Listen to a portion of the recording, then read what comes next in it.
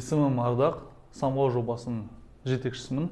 Ауылдық аймақтық балаларды ұбт-ға дайындау мақсатында осы жобаны бастап едік. Өйткені қалалық пен ауылдық балалардың айырмашылығы оқу деңгейінде жылдан жылға арасы өте ашылып баратыр. Жобаның мақсаты осы ауылдық аймақтық балаларды деңгейін өсіру және оларды дұрыс мамандық иесі қылдыру, дұрыс оқу орнына жеткізу деген сияқты, және де өмірде өзінің жолын тауып кетсе, осы мақсатты деп есептеймін. Қазіргі таңда 5000 бала оқып отыр бізде. Оның ішінде тұрмыстық жағдайы төмен отбасылардағы балалар, бүкілі ауылдық аймақтық балалар, детдомның балалары оқып отыр бізде. 3,5 мыңы қазақ тілінде, 1,5 мыңы орыс тілінде оқып отыр. Қазіргі таңда сол 5000 енді болашақта Алла жазса жылдан жылға басқа да облыстарды кіргізе берсек деген мақсат бар.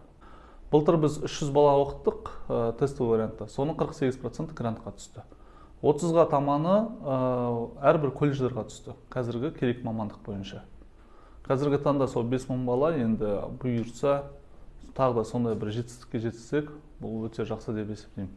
Біздің академияда Қарағанды қаласының ең бір мықты деген мұғалімдері, оның ішінде Дарым болсын, Ниш болсын, Түрік лицейі болсын, небір мықты гимназиядағы мұғалімдер оқытады.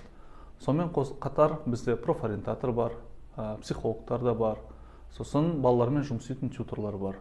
Қарағанды әкімшілігімен және үлкен кәсіпкерлер арқасында бұл жоба іске асырылып жатыр.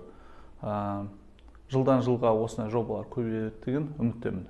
Негізінен біздің жасап жатқан жоба әрбір Қазақстанның облысында осылай тараса, әрбір облыста осындай жұмысты ары қарай алып кетем деген кісілер болса, қуанышпен бөлісе жатармын. Қалай болған жетістікке жеткенімізді айта жатармын. Негізінен хабарласам десеңіздер, осыған комментқа жазсаңыздар болады.